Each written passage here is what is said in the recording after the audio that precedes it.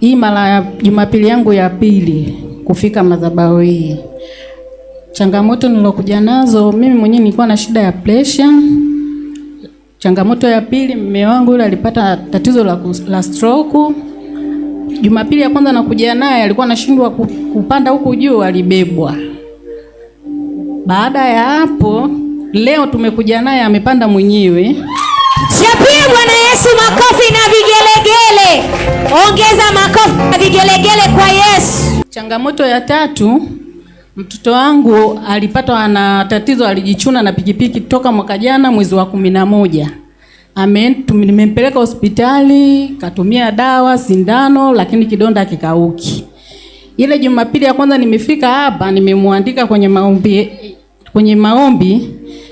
Tumefanya maombi, baada ya hapo nimechukua mafuta nimerudi nayo nyumbani. Mtoto wangu huyo anafanya kazi. Alivorudi jioni nikamwambia achukua chumvi, nimemwekea kwenye maji kaoge. Wakati anaoga bafuni, anasafisha kile kidonda, mguu unatetemeka. Akaja akaniambia, mama, unaona ule mguu unafanyaje unatetemeka? Nikamwambia hamna shida, Mungu yupo.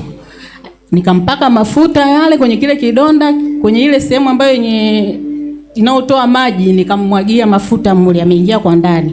Asubuhi ameamka, miguu yote miwili imekauka vile vipele.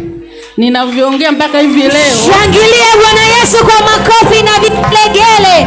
Mshangilia Yesu kwa ajili ya muujiza aliyoutenda. Ninavyoongea mpaka hivi leo, ile sehemu ambayo ilikuwa iko wazi inatoa maji yamekauka. Jumanne nikaja naye hapa kwa mchungaji, amemuona, amemuombea tena na anaomba tu, yani anasema tu asante baba mchungaji. Anaendelea vizuri.